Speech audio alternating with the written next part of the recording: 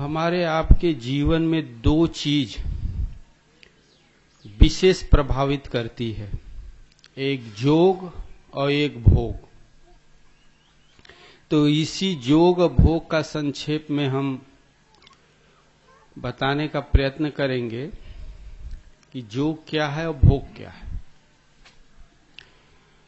तो जोग का स्वरूप गीता में भगवान कृष्ण ने बताया, बहुत ही आधे श्लोक में स्वरूप उसका बता दिया, परिभाषा बता दिया, और उसको यदि हम समझ लें तो जोग का स्वरूप समझ में आ जाएगा। भोग का भी स्वरूप उन्होंने आधे से आधे श्लोक में बता दिया, और उसे समझ लें तो ये सुख दुख का जो जीवन में हम जन्म लेके भोगते हैं उसका स्वरूप समझ में आ जाएगा।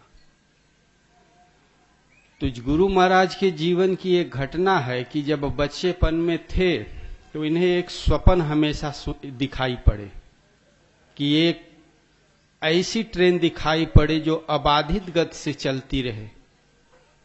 वो जल में भी चले, थल में भी चले, पहाड़ पे भी चले, जमीन में भी चले, ऐसा कोई स्थान न रहे कि वो ट्रेन वहां से न गमन कर जाए। और उस ट्रेन दिखाई पड़े, अव्यक्त प्रेरणा से उस पे वे सवार हो जाएं, और इतनी तेज गति से चले कि उसके प्रचंड वायु से रोएं, शरीर, मांस, हड्डियां धीरे धीरे सब हवा के वेग से उड़ते उड़ते नष्ट हो जाए। और ये क्रिया जब हो तो भयंकर वेदना महसूस हो, और खत्म होए फिर ट्रेन दिखाई पड़े, फिर यही प्रक्रिया चले, और इससे भयंकर वेदना भी हो और भय भी लगे। इसके निवारण के लिए कई जन से पूछे, लेकिन उस समय किसी ने नहीं बताया कि ये दृश्य है क्या।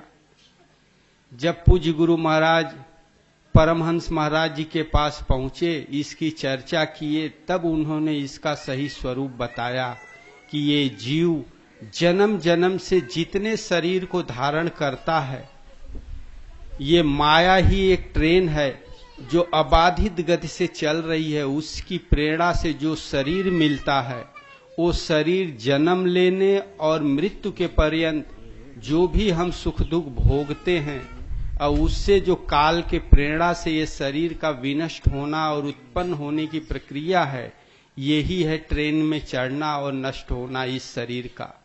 तब जाके उसका वास्तविक स्वरूप समझ में आया। उसी का ये स्वरूप है जोग भोग।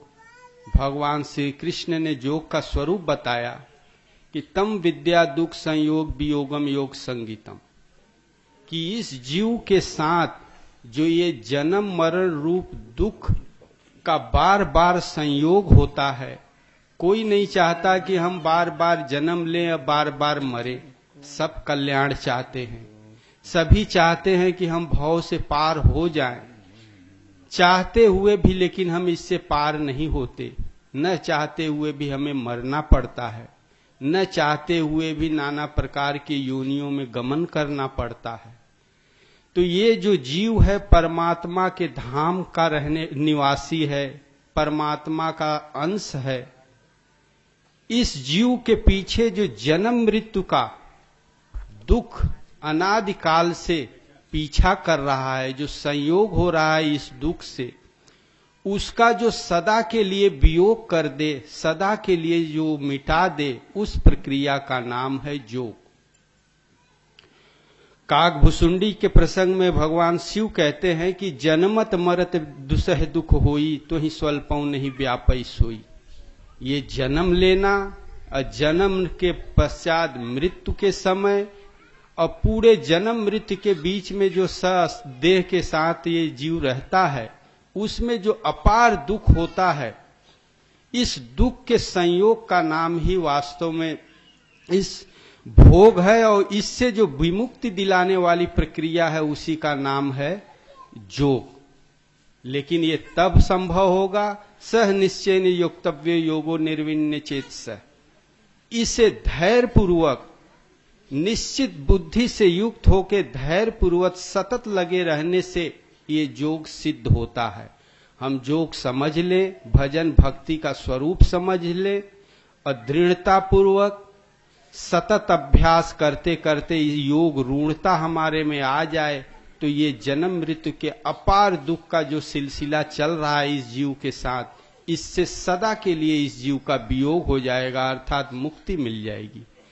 तो जीव को इस सदा जन्म मृत्यु रूपी दुख से जो सदा के लिए वियोग करा दे, उस प्रक्रिया का नाम है योग।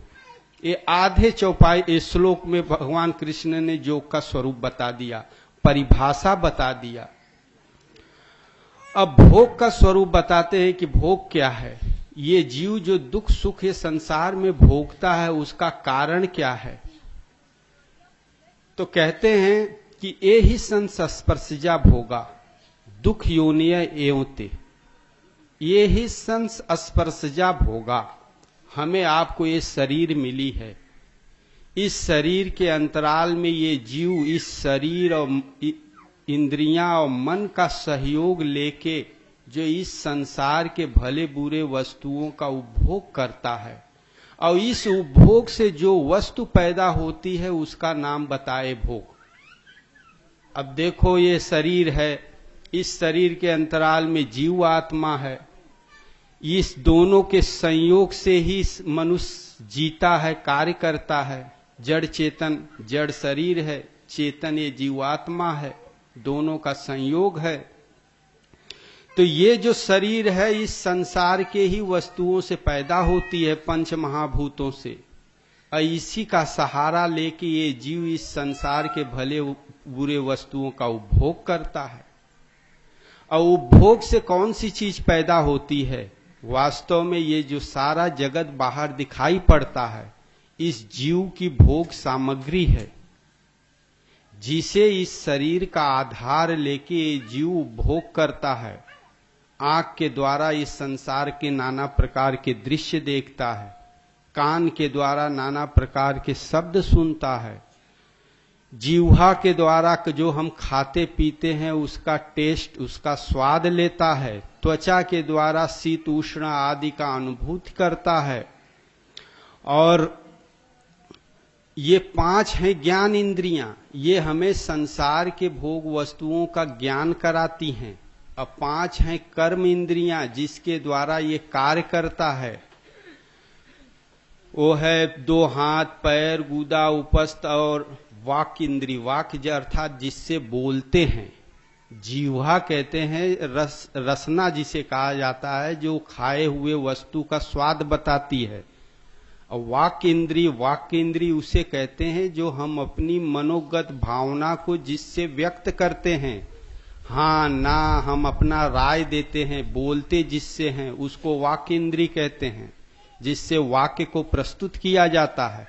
इस तरह से ये 10 इंद्रियों का 10 इंद्रियां और मन का सहयोग लेके इस सांसारिक भोग वस्तु का ये जीव उपभोग करता है। और सतत उपभोग से जो चीज पैदा होती है वो ही भोग कहलाती है। अब क्या पैदा होता है? तो उससे होता है राग, द्वेष, काम, क्रोध, ईर्ष्या, तृष्णा, वासना। इनके संस्कार एकत्र होते हैं, इनके संस्कार के ही द्वारा ये शरीर का अस्तित्व रहता है। और इन्हीं संस्कार को भोगने के लिए हमें आपको बार बार तरह तरह की योनियां धारण करनी पड़ती हैं। तो कहते हैं ये ही संस्पर्शजा भोगा। ये जीव शरीर इंद्रियों के माध्यम से जो विषयों का स्पर्श करता है, उससे जो जन्म लेता है, जो चीज पैदा होती है, वो ही भोग कहलाती है। अब क्या करते हैं, जैसे है कोई वस्तु खाने की है, हम उसको लिए, उसके गुण को समझे, उसको खा लिए, अच्छी लगी तो बार बार उसी को खाते रहते हैं। बार बार खाने से उसी की आदत पड़ जाती है, उसी की तृष्णा मन में रहती है। जब तक ये तृष्णा शांत नहीं होती तब तक हमें आपको नए नए कलेवर धारण करना पड़ता है। चाहे खाने की वस्तु हो, चाहे देखने की हो, चाहे सुनने की, कोई भी वस्तु के प्रति अगर इच्छा है, वासना है, तो उस वासना की पूर्ति के लिए हमें फिर शरीर धारण करना पड़ता है। वासना बनी रही तो फिर मृत्यु के पश्चात फिर शरीर धारण करना पड़ता है। यही जन्म मृत्यु का कारण है, इसी का नाम है भोग। और जैसे जैसे जन्म मिला उस संस्कार को भोग लिए। प्रायः सब लोग कहते हैं कि परमात्मा ने या ब्रह्मा जी ने हमारे नसीब में पता नहीं क्या लिख दिए। तो ऐसा कोई ब्रह्माचार मुख वाला नहीं है कि सबके भाग्य लिखता फिरे। सब ब्रह्मा विष्णु शंकर सब आपके भीतर बैठे हैं। ब्रह्मा कहते हैं बुद्धि को, बुद्धि इंद्रियां मन शरीर के द्वारा ये जीव जो संसार में कार्य करता है, उस कार्य के द्वारा जो संस्कार बनता है, ये संस्कार ही भविष्य में हमारा भाग्य कुभाग्य बन के सामने आता है। तो उसी का ब्रह्मा का ही नाम है विधि। विधि माने प्रोसीजर, कहते हैं खाना बनाने की विधि क्या है, तरीका। हमें आपको जन्म मिला है, इस संसार में हम आप कैसे व्यवहार करते हैं। हम आप मिल गए, साथ में रहे, यदि मार झगड़ा कर लिए तो राग द्वेष का संस्कार बना, और वो संस्कार बाद में भविष्य में फिर भोगने के लिए हमें आपको जन्म लेना पड़ता है। जैसा संस्कार रहेगा वैसा भोगना पड़ेगा। जैसे भगवान महावीर के जीवन काल में आता है कि जब वो राजा थे तो एक आदमी को कान में कील ठोकवा दिए थे, अहंकार बस उनका कुछ अपमान कर दिया था, तो तड़प के मर गया था। और कई वर्ष के बाद जब वो संत हो गए, अकेले बैठ के भजन कर रहे थे, तो एक व्यक्ति आया ऐसा कि उनके कान में भी कील ठोक दिया जब वो समाधि में थे। जब ध्यान टूटा, दर्द हुआ, कान में भयंकर चीख निकल पड़ी, तब आकाशवाणी हुई, पूर्व जन्म के संस्कार आज पूरे हुए। अदृश्य भी आया। तो जैसे गुरु महाराज को बच्चेपन में ये ट्रेन वाला दृश्य दिख रहा था, वैसे महावीर स्वामी को स्वप्न में दिखाई पड़े कि एक व्यक्ति मेरे कान में कील ठोक रहा है, एक व्यक्ति मुझे भयंकर रूप से फांसी पे चढ़ा रहा है, कुत्ते नोच के हमें खा रहे हैं। और उसका स्वप्न का जब स्वरूप उनके समझ में आया तो बोला, ओ हमारे जीवन में हिंसा की प्रवृत्ति अधिक है, मैं अहिंसक बनूंगा। और भजन करके इन सारे संस्कार को भोग लिए।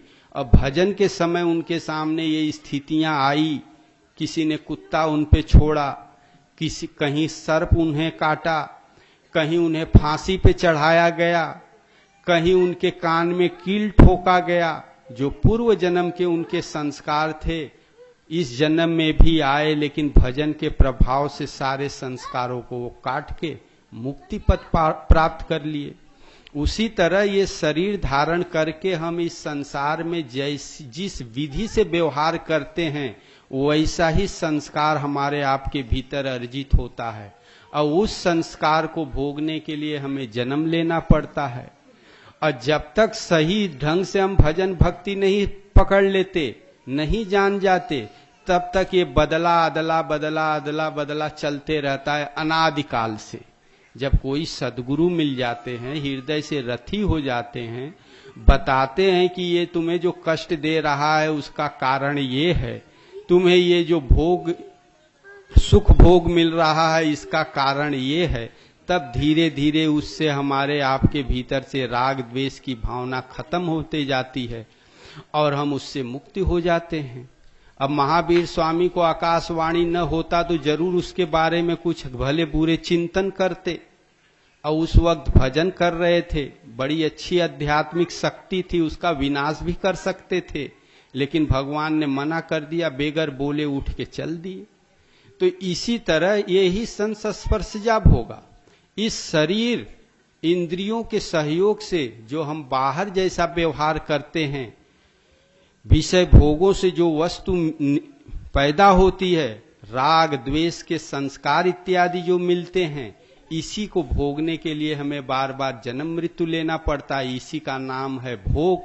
भव से जो योग कराए, भव माने होना, भव माने नाना प्रकार के शरीर होना। आज मनुष्य है, कल गधा कुत्ता बिल्ली, ये होने को भव कहते हैं। और भव से ही भोग बना है। जो भव से योग कराए उसका नाम है भोग। और इसका क्या परिभाषा है तो कहते हैं इंद्रिय और इंद्रियों के विषयों से संयोग होने से जो वस्तु पैदा होती है, भले बुरे संस्कार, यही है भोग। और यही क्या कहते हैं कि यही संस्पर्शा भोगा दुख योनिया योते, नाना प्रकार की योनियों में दुख भोगने का कारण बनती है। कभी मनुष्य, कभी स्त्री, कभी कुत्ता, कभी बिल्ली इत्यादि जितनी योनियां हैं, उससे जो संयोग कराए उसका नाम भोग है। और उससे संयोग कराता है हमारे इस मनुष्य शरीर से किए हुए कर्म संस्कार। ये संस्कार बनते हैं इंद्रियों के विषयों के सहयोग से। तो जोग भोग हुए। कहते हैं आद्यंतवंत कौनते न ते सुरमते बुद्ध। जो बुद्धिमान पुरुष है, संत महात्माओं के शरण में रहता है, सद असद का जिसमें ज्ञान है, ऐसे मनुष्य इस शरीर इंद्रियों और उसके जो भोग हैं, सामग्री हैं, पदार्थ हैं, उसमें आसक्त नहीं होते। उसके लिए वे नाना प्रकार के राग द्वेष छल कपट के आचरण नहीं करते। इसी आचरण के द्वारा वैसा संस्कार बन जाता है, वही भोग का कारण होता है, जन्म मृत्यु का कारण होता है। तो हमने अब तक तो यही किया है।